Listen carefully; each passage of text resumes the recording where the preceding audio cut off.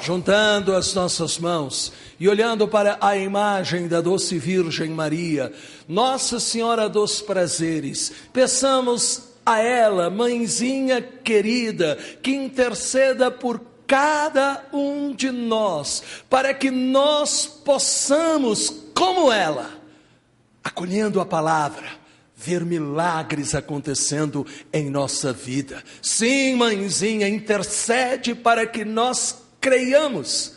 Quem tem Jesus tem milagres.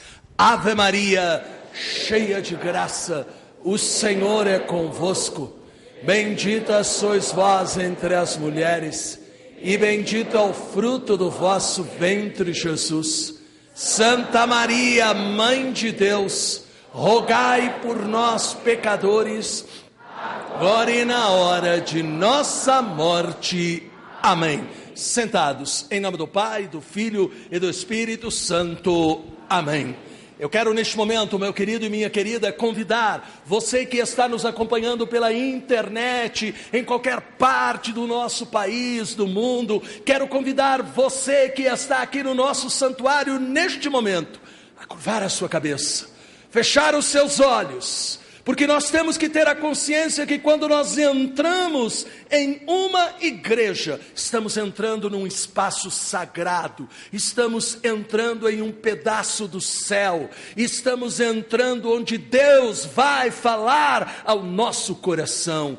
Curve a sua cabeça. Deus maravilhoso, nós neste momento nos colocamos na Tua presença e nós pedimos, ó Deus, que a Tua palavra que agora nós nos preparamos para ouvir, seja para nós remédio, seja para nós força, consolo, luz, fonte de milagres. Ó Deus, que Satanás não possa de modo algum nos dar nenhuma distração interior e nem exterior, para que nós, tomando posse da Tua palavra, nós possamos receber tudo aquilo que Tu desejas para a nossa vida.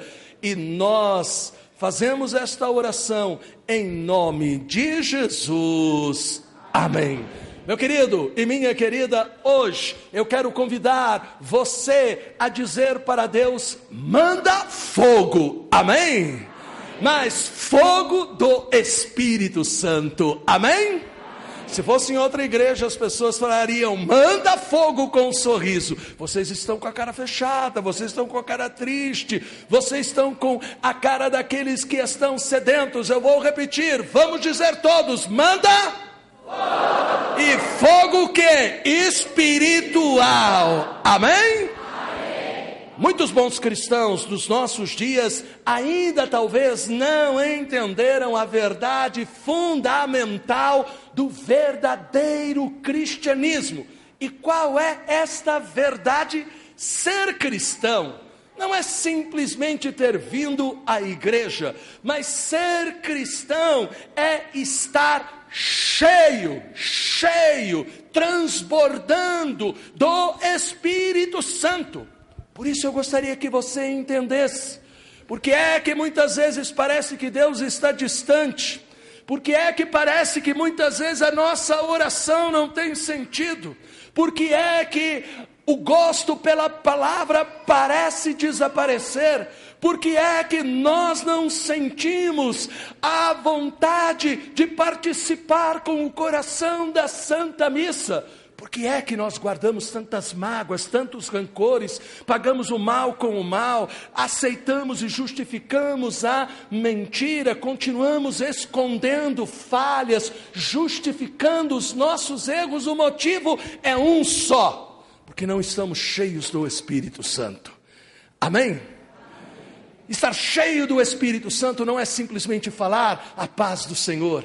Estar cheio do Espírito Santo não é somente dizer eu tenho algum dom do Espírito Santo. Estar cheio do Espírito Santo é muito mais do que isso. Estar cheio do Espírito Santo significa ter sido realmente lavado pelo precioso sangue de Jesus, e significa ter se tornado realmente um novo homem, uma nova mulher, com uma nova alegria, com um novo poder, com uma nova paz. É aquilo que nosso Senhor Jesus Cristo, ao se despedir dos apóstolos, ele disse lá em Lucas, no capítulo 24, versículo 49, Jesus disse para os discípulos: eu vos mandarei o prometido de meu Pai, entretanto permanecei na cidade, até que sejais revestidos da força do alto. Isso significa que Jesus queria que os seus seguidores tivessem a certeza que estavam cheios do Espírito Santo, e não só com sentimento religioso, cheios do Espírito Santo. Para os apóstolos, aquilo que Jesus acabou de falar era algo que ainda eles não possuíam. O Espírito Santo somente seria derramado daí a poucos dias, lá na sala do cenáculo. Porém, para nós, meus queridos, para nós é diferente. Quem é batizado possui o Espírito Santo. E eu pergunto: quem é batizado aqui? Então, meu querido e minha querida, está fraco quando você falou eu. Quem é batizado aqui? Então não freie o Espírito Santo. Não freie o Espírito Santo. Deixa o Espírito Santo realmente agir. Deixa o Espírito Santo realmente fazer com que você se apaixone. Deixa que o Espírito Santo faça você sentir que Deus está junto de você. Amém? Deixa o Espírito Santo entrar em tuas frustrações. Nós não podemos ser uma igreja aonde alguns talvez vêm porque não tem outra coisa para fazer. Nós não podemos ser uma igreja aonde as pessoas são cheias de problemas e não deixam Jesus entrar no seu problema. Não freie o Espírito Santo. Você não está se sentindo feliz? Deixa o Espírito Santo entrar na tua infelicidade. Você está se sentindo frustrado, vazio? Deixa Jesus preencher o teu coração. Não vai ser a bebida, não vai ser o abuso do teu corpo, não vai ser a droga, não vai ser a balada, não vai ser a rebeldia, não vai ser isso ou aquilo. O único que vai poder preencher o teu coração é Jesus Cristo. Existem pessoas que dizem: se eu tivesse outra família. Existem pessoas que dizem: se eu tivesse casado com outra pessoa. Existem pessoas que dizem: se eu estivesse em outro trabalho, se eu não tivesse feito aquilo outro. Meu querido e minha querida, quem está cheio do Espírito Santo não fica olhando para o passado, não fica olhando para aquilo que já passou. Quem está cheio do Espírito Santo entende o quê? O momento é agora. O passado já ficou lá atrás, amém? O momento que você tem para viver a aventura da tua libertação, da tua transformação, o momento é hoje, amém? O momento é hoje. O momento é hoje, porque quando o Espírito Santo entra, Ele tira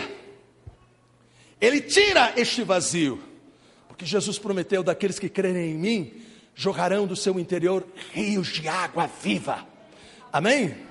Rios de água viva. Portanto, não é uma brincadeira, não é uma emoção que faz a pessoa ficar arrepiada naquele momento, daquela missa, daquele grupo de oração, daquela pregação, mas depois que passa aquele momento, já durante a semana, aquilo já vai se diluindo e desaparecendo. Não, do seu interior jorrarão rios de água viva.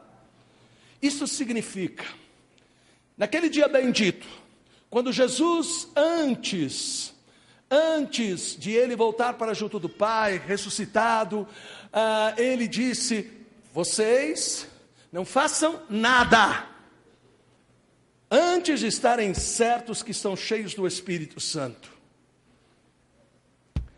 Aqueles primeiros cristãos entenderam a chave da vida espiritual vitoriosa. A vida espiritual vitoriosa não é a vida de mendigo. Então eu não venho à igreja para mendigar. Eu venho à igreja Justamente porque eu sei, esta é a minha casa. Este é o lugar aonde Deus fala, e esta é a minha família. Esta é a minha família. Então eu não venho aqui com muletas, eu não venho aqui com desculpas, eu não venho aqui com máscaras, eu não venho aqui com qualquer outra coisa. Posso vir ferido, machucado, triste, desanimado, mas eu entro dizendo, é aqui que Deus vai agir, e Ele age. Amém?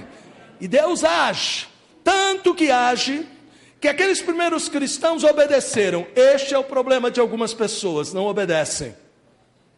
Este é o problema de algumas pessoas, não obedecem.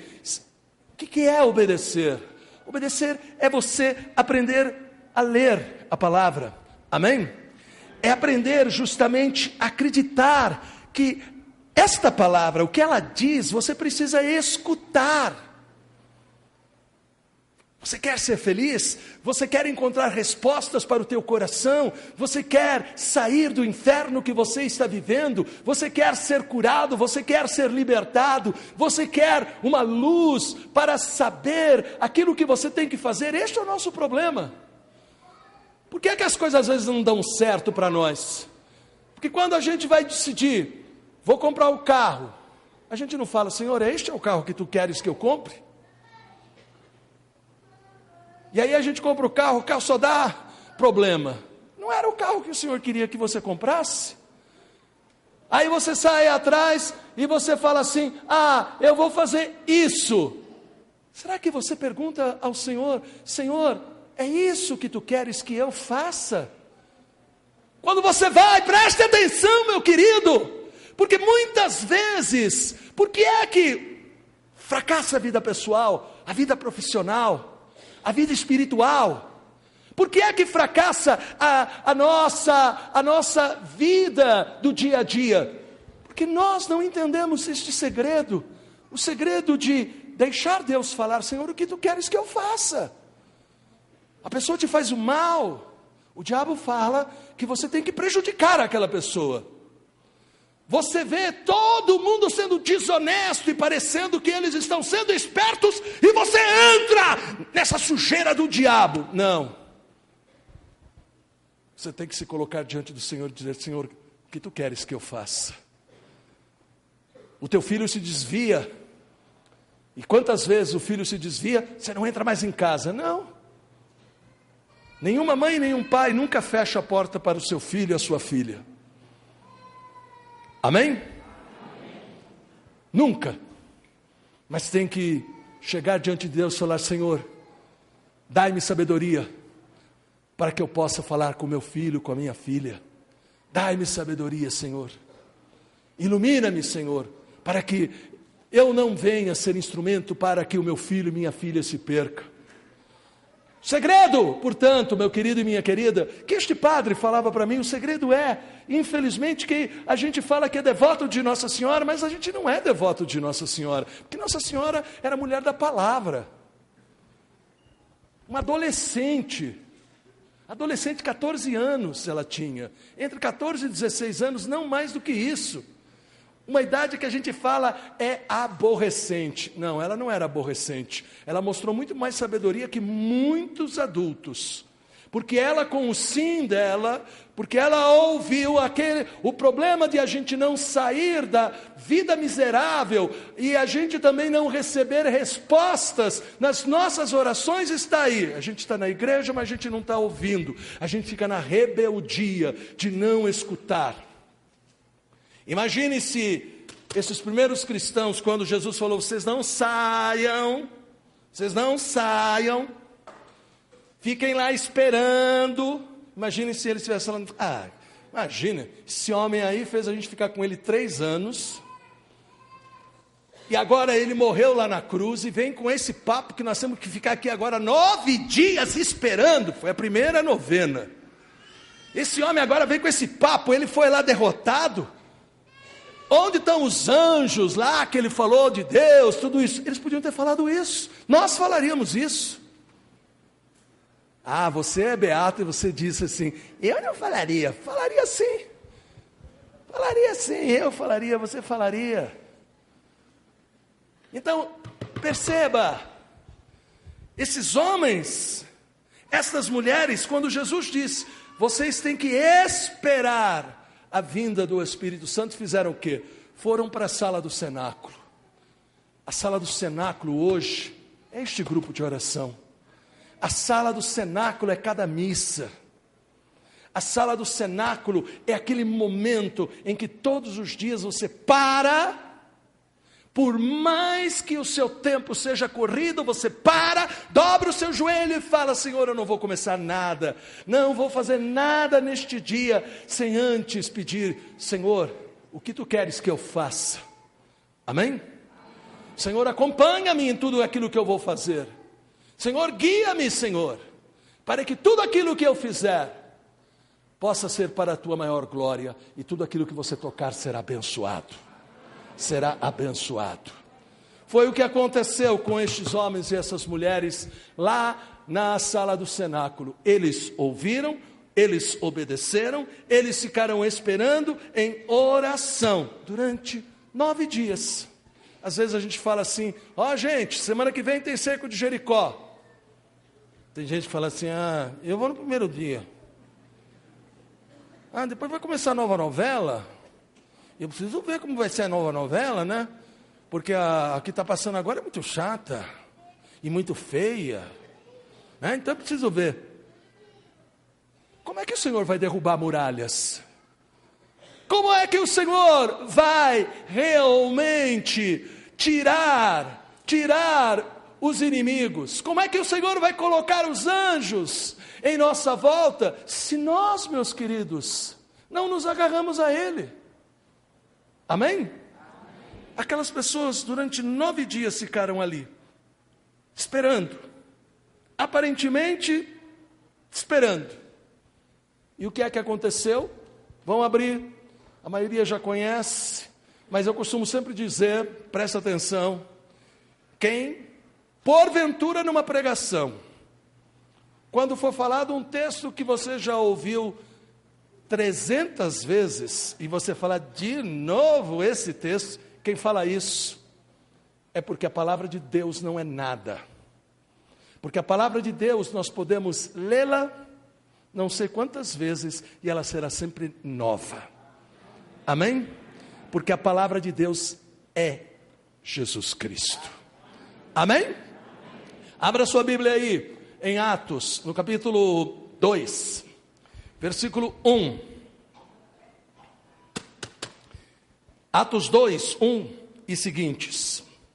Chegando o dia de Pentecostes, estavam todos reunidos no mesmo lugar. Olha aqui, todos reunidos no mesmo lugar. Amém?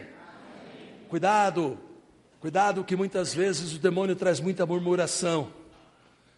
Então, aqui todos estavam reunidos no mesmo lugar. Este também é o segredo, comunhão. A comunhão traz a bênção para uma igreja. De repente veio do céu um ruído. Isso significa que Deus é barulhento. Amém?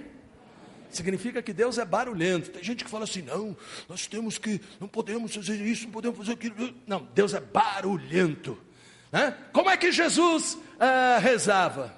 Né? Como é que Jesus rezava? Como os judeus, né? Quando a gente vai lá no Muro das Lamentações, rezam. Ou alguns ficam assim, e outros ficam lá. Vocês dão risada, mas na hora que vocês estão cantando em língua, vocês estão fazendo a mesma coisa. É engraçado, né? Vocês estão caçoando aqui, mas vocês fazem a mesma coisa. Vocês batem palma, levantam o braço e pula para cá e dança para lá. Jesus era judeu. Amém? Não adianta querer imaginar Jesus loiro, porque ele não era loiro, né? Ele era baixinho, ele tinha um narigão como os judeus têm, né? Que mais que ele tinha? Né? São algumas das características. Nós é que transformamos ele em ocidental, loiro, né? Com um pó de arroz aqui, né? Porque vocês viram os quadros, sempre ele está vermelhinho aqui, né? Passa o pó de arroz. Não, ele não era loiro, não tinha olhos azuis, né? Mas não importa. O que importa é justamente o quê? Que nós temos que entender que quando Deus entra na nossa vida, ali diz que aconteceu o quê? Um ruído, do céu veio um ruído. Significa que quando Deus entra, a tua vida não pode mais continuar do mesmo jeito. Amém? Primeira coisa é justamente você sentir que você é amado. Amém? Você descobre, o Espírito Santo entra, você sente que é amado. E porque você sente que é amado, você tem a coragem de reconhecer o teu pecado e não foge dele, e você sai do pecado. Por isso que tem prostitutas que quando encontram a Jesus se tornam mulheres virtuosas. Por isso que quando tem drogados, tem gente que fica 40 anos na igreja, 40 anos, não tira o terço da mão, reza.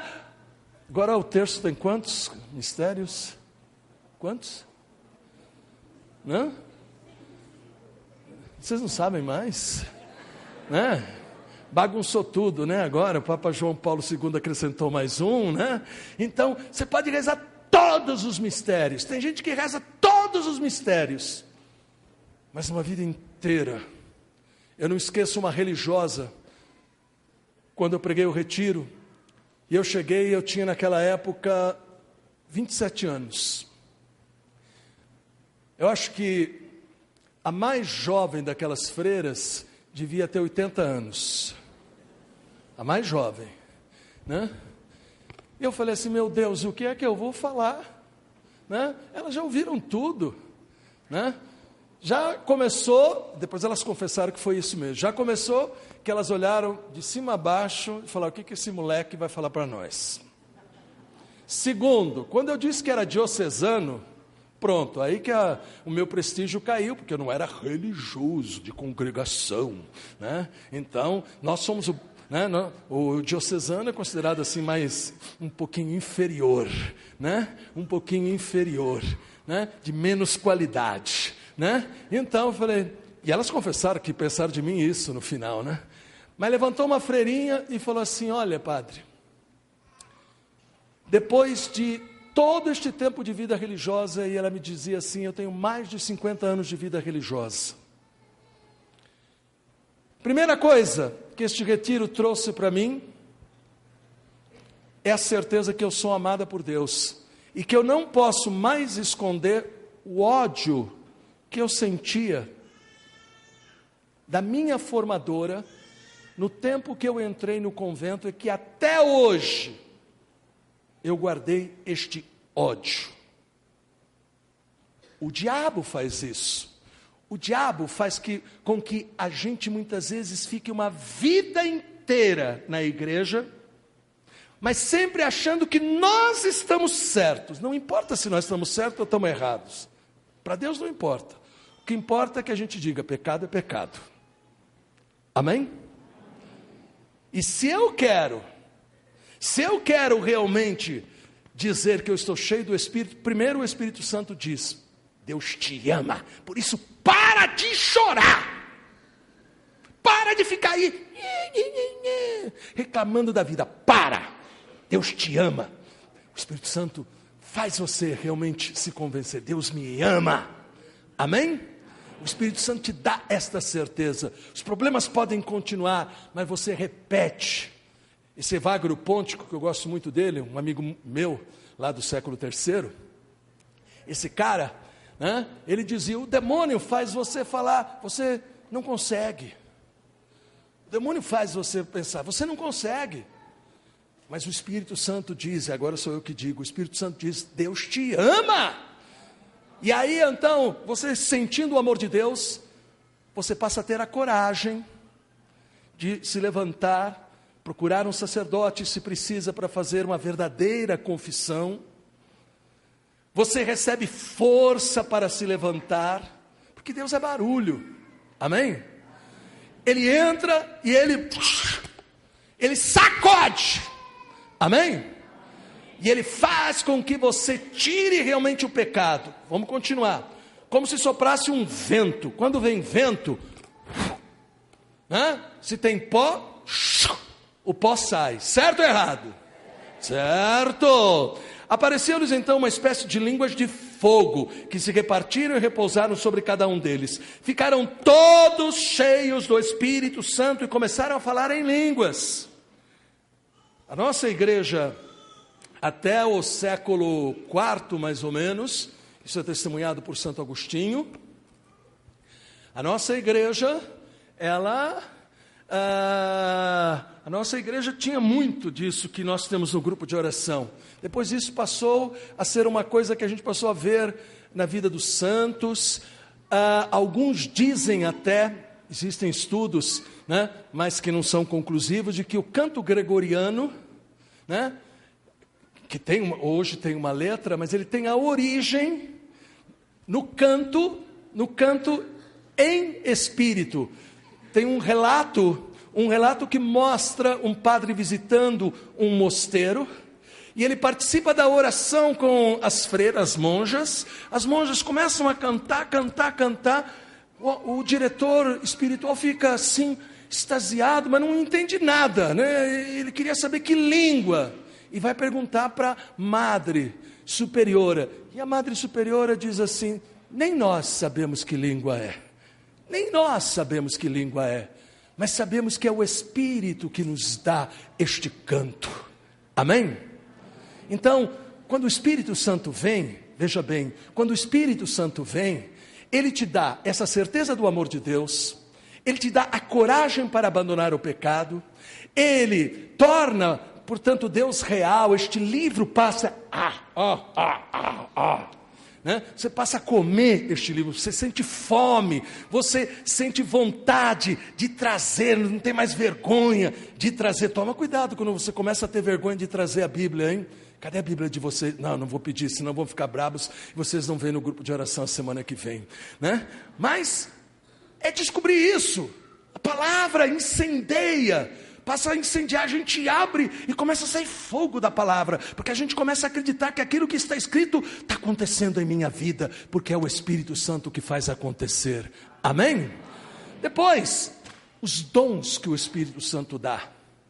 Esse cantar, é claro que a gente não vai fazer a oração inteira neste cantar, mas eu, lendo o livro de um monge recente, ele dizia o seguinte: quem sabe orar no Espírito, pode preparar a sua oração, começando a orar no Espírito, antes de fazer a sua oração, antes de começar a ler o trecho da Bíblia, para se aquecer.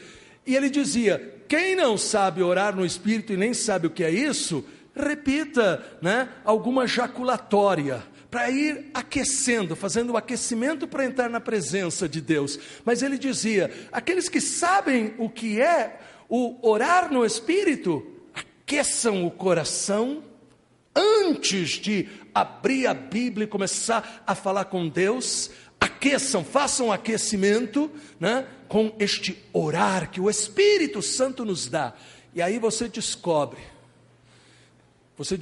que o Espírito Santo passa a ser uma arma para aquela hora da tentação, aquela hora do ódio, aquela hora em que você se sente fraco, aquela hora, por exemplo, eu quando vou tomar remédio, eu aprendi uma coisa muito boa. Eu tenho capela em casa, eu sou padre, tome cuidado, eu sou padre, eu posso ter, com o Santíssimo.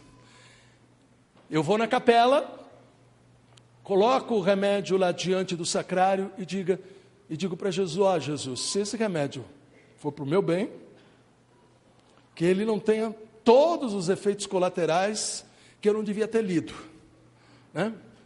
Uma vez eu li um remédio que, lendo os efeitos colaterais do remédio, era melhor não tomar o remédio, né? E o meu médico sempre diz assim: não leia os efeitos colaterais, porque o laboratório coloca lá, porque ele tem que colocar, porque ele não quer processo em cima dele, porque pode ter acontecido com uma ou duas pessoas, mas não significa que vai acontecer com todo mundo. Então, eu vou lá e digo: ah, Senhor, eu coloco esse remédio, se for realmente para que eu possa alcançar aquilo que eu estou precisando, que este remédio seja abençoado por Ti. Nós deveríamos aprender a fazer isso. Nós deveríamos aprender aprender antes de ir para uma consulta, ou passar numa igreja, ou pedir para o padre abençoar a gente, para iluminar o médico. O médico pode errar o diagnóstico. Um médico, professor da medicina da USP, já falecido, ele dizia para mim, tem muito médico bam, que pensa que é Deus. E não é Deus não, Deus é Deus. Amém? Então nós temos que aprender, quando o Espírito Santo realmente age, nós, meus queridos, passamos a descobrir, milagres acontecem todos os dias em nossa vida. Amém? Levante a sua mão, coloque a mão sobre a sua cabeça. Eu quero neste momento orar por você, quero orar para que o Senhor te dê avivamento, eu quero orar para que o Senhor realize milagre, eu quero orar para que o Deus Todo-Poderoso faça com que a partir de hoje, se você perdeu o fervor, este fervor possa voltar, mas seja um fervor realmente novo, transformador, ardente, que abrace realmente o seu coração. Deus maravilhoso e Deus bendito, eu estendo agora as minhas mãos sacerdotais, como os apóstolos quando foram para Samaria, estenderam as suas mãos sobre aquele povo, pedindo, Senhor, o fogo do Espírito, e eu quero pedir que este fogo possa realmente incendiar a vida de cada uma destas pessoas. Sim, Deus Todo-Poderoso, que aquelas mesmas línguas de fogo da sala do cenáculo possam neste momento abrasar o coração de cada uma destas pessoas para confirmar os teus milagres, da ponta dos cabelos, a planta dos pés, Senhor. Dá esta renovação espiritual. Amém, Senhor.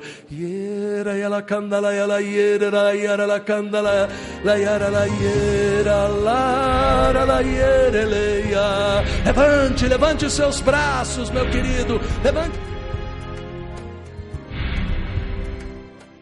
Formando uma grande orquestra, a orquestra que tem como maestro o Espírito Santo. O Papa Francisco dizia: este cantar no Espírito de vocês carismáticos tem como maestro o Espírito Santo. Por isso, levante os seus braços e permita que as línguas de